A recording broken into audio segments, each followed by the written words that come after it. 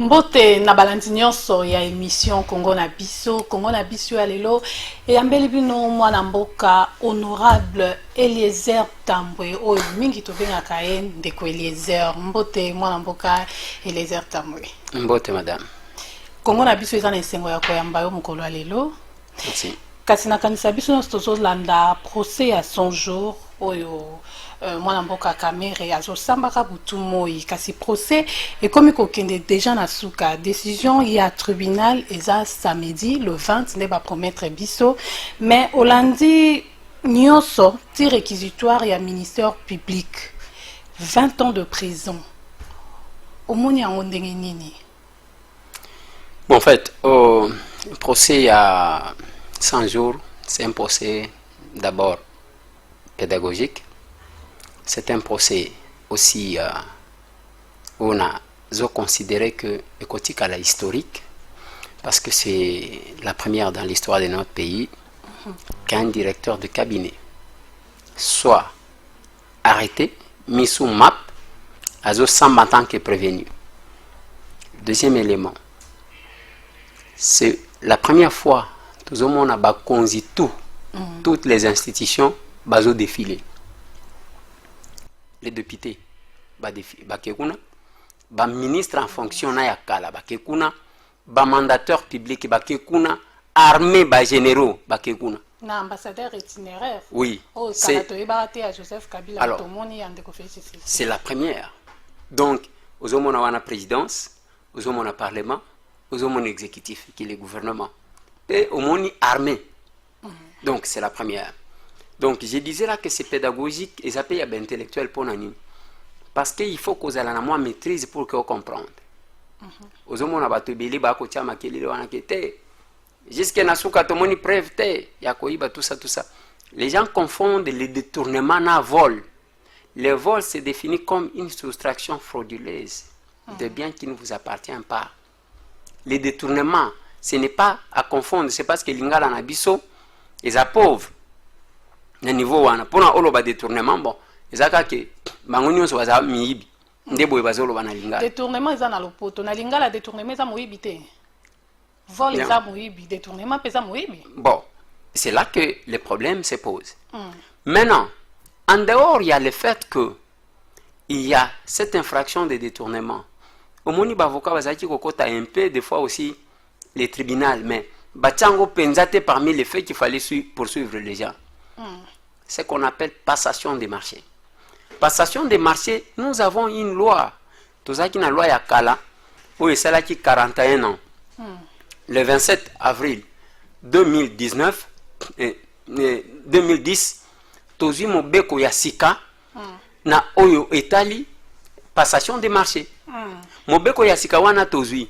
Ezo la kisayo, passation des marchés zanini. Eza marché lokola gambelate lokola zigidate encore o bazo wele la wana babenya zando yo okomona balibanemi baliba ko beta na makofi kuna ndenge to yiki ke abeda shu akoti makambo ango na asani donc kozala lokola histoire ya Kisangani ya ba Rwandais na ba Ugandais. Qu'est-ce qui se passe? Passation des marchés mbongo ya l'état pona ba pesa mutu musala na kati ya mbongo ya l'état, il y a un principe. Le principe, c'est lequel? C'est de passer par la procédure. Il y a ce qu'on appelle la direction générale de contrôle du marché public. Balobi, par exemple, les loke, aux recteurs, il y a unikin. Au ligno sali samisala. Lokola ezaya yote, ezaya l'état. Okosala ndengeni. D'abord, na kati na yo, il faut zalana. Cellule moko, il y a contrôle, il y a marché public constitué des experts. Bazwaka batu ba politique te. Aux marchés. Ok, au tindi pona kosenga autorisation auprès de la direction générale de contrôle du marché public. Ba autoriser yo. Tango koyana ba détail ya marché wana, nde ba pesio ce qu'on appelle avis de non-objection. O ba bengi anon pona batu balanda musala wana. Mais tango zotala, nous nous sommes retrouvés première audience. Prévenir Jamal. Est-ce qu'on y a vu Kamere? Je ne l'ai jamais connu. Je ne l'ai jamais connu. Awangani. Prévenir. Yoka ndenge zokeni. Prévenir Kamere oyebi nakutana bato beleng na okanga bilonga batu nyoso. Tant que ça, passation des marchés de gré à gré, parce qu'il y a deux modes. Il y a ce qu'on appelle l'appel d'offres. Où ils ont un appel d'offres restreint, non ouvert. Tout le monde peut postuler ou on peut sélectionner les groupes, les candidats qui sont éligibles. Mais, et puis, de gré à gré, c'est basé sur la confiance. On peut sa moto yébité, société yébité. Tu sais Samibo ya Jamal les agana birota. Ayeko créer mususu mais eza continuité ti to mona qui était mona mboka Bitakwira o azala ki na ministère ya développement rural azala ki déjà na contrat na Samibo tangu bango baye bazui président ça continue car na bateau ba signera contrat déjà na gouvernement akala. D'abord c'est n'importe quoi ce qui s'est passé makambo Bitakwira. Le marché à construction et un marché oyo à partir parce que ce qui détermine et le marché public, c'est les seuils. Les seuils ont des montants. Ce qui, dans la construction, à partir de 8 milliards de francs congolais, ça devient un marché international. Et l'autorité approbatrice, ce n'est pas Bitakwira. Lui, c'est pour le marché national. Il y a moins, en ce qui concerne la construction, il y a moins de 8 milliards de francs congolais. Tous Mbongo Oyo, Bazouaki. 26 millions de dollars. C'est au-delà. Ça devient un marché international. Et l'autorité approbatrice, c'est le Premier ministre. Sans que oyeba moto oza wana oza exemple le lo commis directeur ya cabinet ya mokonza mboka oyeba bato ebele omona bato ebele mais kolanda ndeko Kameria lobaki ete ezalaki na bato yo bazalaki wala bazalaki une affaire à 9 personnes bazalaki ko travailler yo ko yana ebiso ke non na travailler kala mutu kinganzi boy mais na confiance oyo oza nango yanga Francine opesinga lakini na pesi mbongo na ndeko Jamal et ko sala mape et sala marapete oyo etali ke ndeko Kamera so reconnaître ndeko Jamal et ça les makana boutique ya mutu au moins logique wana zopesa eza ya boutique tokutani na yo madame atangai awa tokutani na yo mbala moko ozuka ka kitunga mbongo na yo pesinga bombelanga mais attendez okobanga parce que d'abord oyebinga enfanté c'est la même chose que moi je ne peux pas le faire parce que ce qui wana eza principe l'état zana mibeko okosala te ke mutu ya pesinga témoignage. C'est fondé, gré à gré, c'est fondé sur la confiance. Il faut naïba. VK, directeur de cabinet, Akokati Koyoba, parce que Bangonde va accorder de gré à gré. Il n'y avait pas d'urgence. Madame, je vais ouvrir une parenthèse. Babengi Bisso toke na échangère. Balobi chef de l'État a lancé le programme il y a 100 jours. Balobi n'a un programme d'urgence. C'est n'importe quoi. C'est n'importe quoi. On n'a pas aidé le chef de l'État. Parce que qu'est-ce qui est urgent? Quand on parle de l'urgence, on a habité par intellectuel, on a habité ceux qui ils ont capon ngana zaka villageois na yoka français malamte. Talaka français akoye kolana kimukolo. Ozomon. Tangu yo ozaliwana. Ce qu'on appelle urgent. Tangu nzela route Matadi et Kataniaki. Basali ce qu'on appelle programme d'urgence. On intervient maintenant les chefs de l'État qui takawan. Kota zappé. Basali mbangu mbangu barambliir. Il ne faut pas confondre la nécessité à l'urgence. Il ne faut pas confondre ce que le chef de l'État appelait les priorités na ba nécessité na ye. Population bazana posa ya mai, bazana posa courant, bazana posa boye. Ça ce sont les nécessités. Oyo bazana ngo posa. Mais nakati wana nde chef de l'État lobi, nakati wana tozo ba priorité qui n'est pas confondre avec l'urgence madame. Parce que pour la marché de gré à gré, il faut justifier. Soit ils ont un secret d'État, ceux qui sont mandouki. Et ça doit passer par les conseils de ministres. Et la direction générale de contrôle du marché public, l'œil regardant. Parce que Bangonde Bazo Sale la Mobeko, Batali, la procédure respectée, ainsi de suite. On accorde. Quand Jamal, na kamere balobi wa yebanité, si on qui marche ndengeni. Société en wana bayeko bimawana ke oh problème ya venant mais attendez même ceux qui classe en koufa l'article 58 de la loi on peut augmenter on peut faire la venant que de 15% pas plus vous partez de 26 millions à 57 millions vous appelez ça venant c'est une façon de se moquer des gens même alors madame quand on fait la venant c'est une modification d'un contrat On doit revenir à la procédure. La direction générale et contrôle des marchés publics. Il faut baïeba. Bango ba pesa lisusu avina bango. Et puis il y a l'intervention de l'autorité approbatrice. Comme ces montants-là ne relevaient pas de Bitakwira, ça relevait du Premier ministre. C'est comme ça que ça se fait. Mais vous prenez tout à la légère, on fait le contrat comme ça, mais là où nous attendons, qu'est-ce qu'il y a comme enjeu? Tantôt, est-ce que vous avez dit il faut que la retransmission à RTNC et comment dire le cola et le c'est parce que les gens pensaient que avec ça ils vont intimider les chefs de l'État. Ah bon? Ils vont dire que parce que tout le monde attendait ça. Tant que nakata procès ango tozomona ndeko Kamere ya zo samba mais ya zo tanga kaka kombo ya chef de l'État par le biais de procès ou eza contre était mais eza contre chef de l'État. Non. Côté on est aye koloba makambu ya que procès za contre était za contre chef de l'État nasuka. Nasuka mais les bandele fallait kaka kotanga kombo ya chef de l'État, oui. Kotanga kombo ya chef. C'est là madame. Il faut lire l'intention. Est-ce que Azaji Kotanga chef de l'État parce que Azaji Kotanga ye ou bien Lingaki Atanga pour na Sabatuke suivez mon regard. Au moins makambu suivez mon regard, c'est ce qui s'est passé là-bas. Il y a que Batou va comprendre que va faire chanter Batou. Oh première dame asomba bandaku, asomba on attendait. Lelo bakangi moi mon bali comme na enani. Okata papi azana boloko alekaki je crois soki na Congo web azolo bawana ke marché ya so de mouton ba pesa Christian Tshisekedi il aura l'occasion de démontrer parce qu'il ne faut pas que batu bale kaka bazolo bakande ngwana alobi mama oyo 9 millions mama oyo azo insister il voulait parler de la première dame et on attendait que dans ce procès là batanga première dame ke asombi biloko boy azumongo batanga chef de l'État madame oyebi Félix a quand même le magistrat suprême. Magistrat suprême. Ce qui a zalaki na biloko ya kobomba, il pouvait protéger son directeur de cabinet. Si le plan politique. Zalaki peut être façon ya ko livrer directeur à cabinet na pour akoma ki loko la obstacle ou avec ko promettre que en 2023 il est pas aux la candidat président selon Bacon. Madame, je ne suis pas porte-parole il y a Félix Antoine Tshisekedi.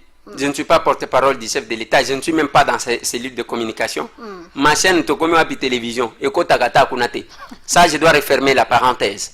Biso Tozaki, média ya combat, Tobundi na Bangwa après Bakanyi Bikuki. Il n'y a pas de problème. Mais il y a une chose que vous devez savoir. Félix, place à Zawan, Mututu Akutana Naye, Azomona MSC qui s'accroche au pouvoir.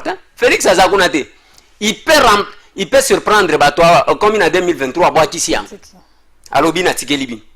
Je ne le vois pas s'accrocher au pouvoir. Pour n'alobake, non, accord à Nairobi, tout et tout. Ce que j'expliquais, autant au Katingai. Kaka Yewana, Veka, aloba dans les médias qu'il n'est pas n'importe quel directeur de cabinet. Azaloko la batunio sotin. Il y a Azalié, Azanine. Il fallait qu'il s'assume aussi. Olia Kobandaka Kolobakemon, je faisais le chef de l'État, je faisais. Yoza n'importe quel directeur de cabinet. Aux hommes.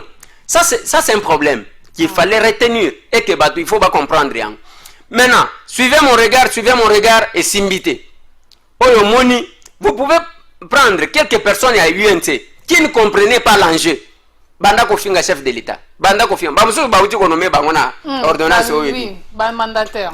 Bamusu bato ba Facebook. Bauti konomé bango. Mais après système façon okangisa bango monokote. Nalobi kokangisa bango kokangisa na bato ngo banome. Nani yango azana poids ya kazaki ko bangisa azate ezaka que bazo respecter l'alliance na bango basala. Il n'y a pas de règlement de compte. Madame, omoni mi soit bato esalisaka bato makamu mususu. Agitation ezalaki avant que bakanga veka. Nan ndenge bazali ko finga Félix. Nan ndenge bazali koloba. On pensait que mukoloba ko kanga veka bato bako démissionner. Osho yoki ata bourgmestre ya UNC a démissionné. Aussi qui attaque mutumogo alala jikota selemba olibanda parce que aza sympathisant vis-à-vis à Kamere. On est responsable soi-même. C'est là que je dis une chose. Moi, ce qui me fait mal, au mon niveau cas, j'ai beaucoup voyagé avec lui. Je l'ai beaucoup accompagné en tant qu'opposant. Tant que bazali kolia mongo na bango na Assemblée nationale ngana zaki na eta. Po bato belé bazala kaka ndengwa na tozana opposition bazandengwa. Azu fonction babani ko diaboliser yo. J'en ai connu na bato tout oyo mona bakota kota kuna. Alors, je ne le regrette pas, peut-être c'est mon destin. mais je dis une chose eloko nazoyoka mabe eza nini Veka lelo se retrouve c'est l'unique personne oyo alati teni ndeko na ye cousin na ye Masaro oyo oliazala ta walungu na walungu amikomisa gombe na gombe awa baboite de nuit nyonso mataka kitaka kaka ye wana kofinga Félix Kasazaki moto azali ko travailler pe na ba entreprise publique wapi Sonas balobi na biso ke akata depuis 2017 avec ko zwa moi pe balobi akata depuis balobi akata na Sonas depuis 2017 ndenga za wana même alors nalobi boye madame soki Sonas eza na place bato ba filma lokola Sonas te contenir ba grève soki baja nyonso a Sonas bazaka na mbongo modèle wana ya kosombaka ba immeuble ya ba 1 million donc Carole Agito siko toloba acha somba gombe mobimba parce que ndege ye Masaro azaki na grade ni soki ayebi likamute akima kipona nini akeko bata mana ferme na kenge Bakekuna diffamaki sur le chef de l'État. Non, madame, toutes ces personnes au bafingaka Félix bazana boloko toza lisusu na temps wana te toza lisusu na période wana te mais qu'est-ce que j'ai dit c'est que moi je regrette c'est quoi Veka quand même c'est mon vieux place azali azokanga ce qui a causé liba kwa kolandanga azavie nanga bien que tangu bazui pouvoir Félix Antoine Tshisekedi Tshilo mon chef de l'État Vital Kamerhe, directeur de cabinet, mais c'est tambour bloqué. Tikala libanda. Bien que je n'en tiens pas rigueur. Mais son inazo ke sandengeni. Et kokoma lokola eloko ya famille. Yo bakangi o lati teni. Masaro bakangi alati teni. Kuna tongona kibasi bazo défiler te ka mwasi na yo ngake kuna. Na mwana jibe pe nde mususu ye wana. Pe madame alata teni te. C'est ce que j'ai dit. Siko batangi tangi. Vous allez vous retrouver toute la famille là-bas. Parce que vos familles beaucoup de ba cop et belé. Je l'ai dit madame. Au moins ma gamba 100 jours et que la kana banda ku préfabriqué. J'avais mis un point de vue. D'abord il y a Liboso. Autant la place je disais là que ce n'est pas le programme d'urgence. Autant la place où va y rouler chef de l'État. Il y a Liboso. Aucun président de la République billet n'engage chef de l'État à voyager à Kawan. Bango kaka ne bazanango. Babillet wana surfacturé place à $1000. J'ai une preuve. Batinda batumoko na Suisse. Bafuta tela bangona économique $1000. Tango baye ko tsenga facture ba pesi ba facture ya $9000. Na économique pona ko kende na Suisse. C'est pas possible. Bao bakata ka pelouse wana kaka bango, ba jardinier kaka bango. O sali boy kaka bango. Biso to bundela bino pour que bino na ba famille na bino bozala. Là où j'ai dit qu'on a roulé le chef de l'État, tous les maisons préfabriquées, au bazo sale. Namonaka, c'est Api Congo, hein? Oui, Api Congo. Quand Chabani Record fait une proposition à Kotonga Bandako, Azolo Belabino Makamwa maison préfabriquée, parce que les autres ont un Kanaye. Baya Yawana Bazo Kende ko rouler bat, Tozana Bibende, Tozana Ciment. Au lieu bonzo ba ingénieur au bazo uta IBTP. Besoin génie civil, batu besoin musala, batu wana balia. Vous voulez faire une république, il y a batu moko boye balia ka mbongo ba mso bala na ka bango sim. Boye bo pesi Jamal. Mbongo wana bo pesi elelo, lobi mbongo nyonso ekeli déjà 22 ans. Est-ce que ça na makasi pe akosala? Yo comme madame, il y a une chose. D'abord là, il n'y a pas de problème. Wana zali koko sabiso azana collègue na ye moko azo samba sénégalais azo samba na France azana 86 ans. Azamu koloko lekaye. Avant premier jour ya audience. Akosa kibiso wana ke na ligne na kufa na lobina ba congolais bo sambele la tata oyo parce que akopesa biso makambo. Yende wana yakiko ayeko yebisa biso ke nani Soraya soki nde mwasi ya Masaro ndenga zaki kozwa ye tata wana zomona biloko azopesa biso. Alors, il fallait qu'il soit là. Je reviens sur la question. On va demander bandaku ya carton. Madame, tozan internet, mututu azana. Beta a pris la maison préfabriquée à 3 chambres. Ouais. Au commande en Canada, je crois c'est $4500. En Angleterre, les asogi $3500. Na Turquie, en Goana, Zolba, Turquie, même d'accord. Ozomona ka beauté wan. Eza carton. Nous n'avons pas un service stable et anti-incendie. Biso mituka neto zana Congo weba soki moto ezui bokobenga bokomona mutuka te moko kozonga ekoya après 4 heures mais tant que na bango wana mai ezate bozinda kwa ba carton oto tcheli bino wana olia kotonga bandako oyo kopesa batu misala. Deuxième élément, awa na mboka na biso tuzaka na banyama o baliaka banini bandako wana bakolia yango ça qui a duré ça que je dirais. Alors que ceux qui botongi bandaku ya ba brique ya ciment na biloko nyonso ekotika la libela parce que o munde la tonga totika la nango bopesi jamal comme ba congolais bazana mbongo te apesi moi commission tala gombe na gombe liboma ndengazo azwi liboma bani ko mesure mwana na mbongo akatelie mwana la oh les successeurs de Daniel Massaro d'or avec les dollars yo pe papa na yo est-ce qu'ala na dollar o monike c'est ça exemple ya mutu o ya zwa mbongo te c'est là que j'ai dit. Vous continuez à vous poser vos questions. C'est là que j'ai dit, madame. Nazo pesa bino conseil. Bino bande konanga surtout bino bozana ba faire. Boko tisa ba politicien te. Je n'ai cessé mi colonio so. Je suis en train de tirer l'oreille ya ba commerçant ya ba nandi. Omoni ba makambo bozo sala na FPI. Etali bino bokolo bakende kona bino ba tie kuna nde azali ko salela bino passe. Qu'est-ce qui se fait? Ba ko pesa yo montant ya mbongo yo ko signer sortie. Pourcentage ya 50 ba zenga bino ya katikati. Tango kozongisa ezana document signé te bakoya ko botola yo bilo ndeko Eliezer tokende na mwa lombango parce que tokongo okoma na suka lelo tomoni ete gouverneur ya ville ya Kinshasa ndeko Gentini Ngombila kokanga nani zando po zando ezalaki penza salite bosoto ba mama na biso bazali koteka place na se biliat mande ko kusuma na se ezalaki penza malamu te mais est-ce que ozonzima démarche oyo ya gouverneur ya ville ya Kinshasa azosala ya kokanga na zando pendant quelque temps l'état va réflexionner puis ba mama na biso bazonga koteka na ba mesa kitoko l'enjeu za wana ya kokanga to ce n'est pas ça l'enjeu. Le marché a un problème. Je crois, Jean Kimbunda, voilà. Kimbunda qui était gouverneur. Il va signer un contrat avec Safricom. Safricom est un Libanais au Hassan. Il va signer un contrat avec après ça y marché. A bongisa marché. A tonga ba maison pavillonnaire. A ça là parking, il y a bien mis tout cas, avec facilité à Kobima. Comme ça, il a exploité pendant 25 ans. Tant que Kimbuta a lobby que le contrat était mal négocié. Kimbuta dit on doit revoir. Bayeko Kitisa à 20 ans. Mutuana Tongi Bandaku. Olia Bongi sa marché. Ya Tongi Bandaku. Bon, achacha ngope na bakor na bang. A commis bailleur. Ah. Nemo mona ka marché wan. Mutoe bafuta ka loyer comme na ye Hassan. Libanais. Muto a foutu sa taxe. Comme on a eu Hassan, Libanais one. Donc ba Libanais de batondi. Nazo e bisayo. Avec un engagement, ils ont moko signé pour na cimetière à Kassavou. Atonga pendant 25 ans, l'état ko bana ko zwaka $2,500.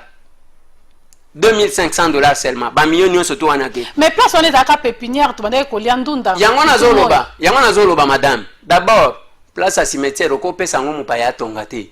Selon la loi même na culture na biso. Milimo Bangkok on a vu ce zawan. Il fallait faire quelque chose d'utilité publique. Et loko ya côté que la mupayate. Nyango moni fraude na bango. Baye ko zwa pano wana bachewan. Ici sera érigé le grand palais du Conseil d'État au nom de Tchen Tshisekedi. Est-ce que to sengi bino boke neko cha Tshisekedi na place à conflit ya muibi?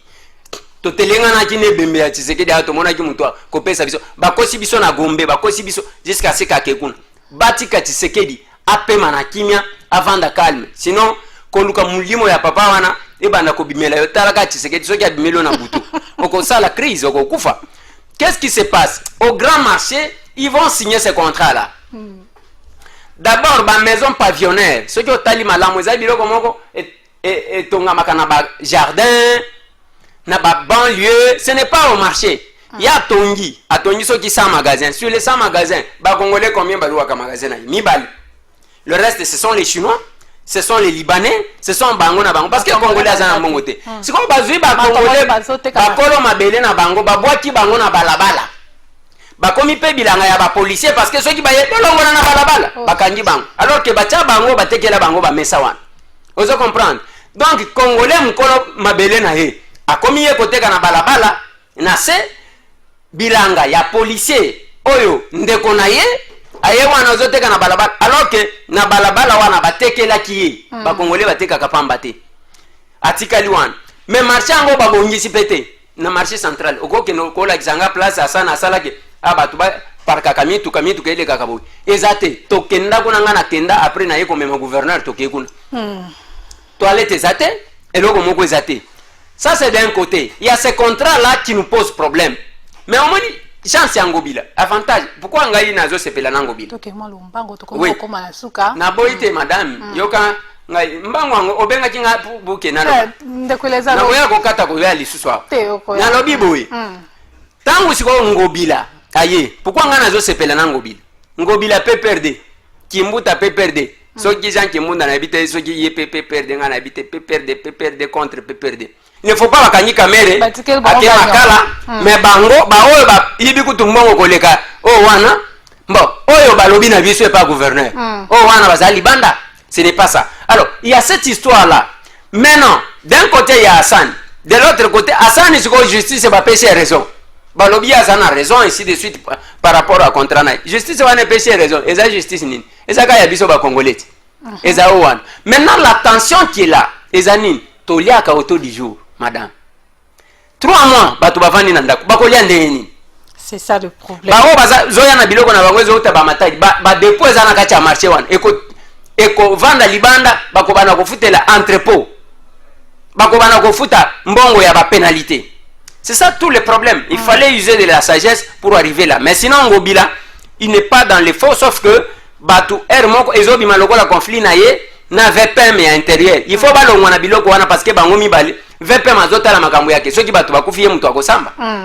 Voilà, ndeko Eliezer to komo koma na suka kasi tolandaki présidente ya Assemblée nationale Janine Mabunda ya lobelaki sur augmentation ya ba émolument na bino étant député national. Balobi ke salaire ya ba député zokoma $13,000.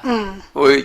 Balobi ke bazo bakisa $2,000 zokoma 13. Yoka position nanga. Nasina leka na plateau ya Congo Web.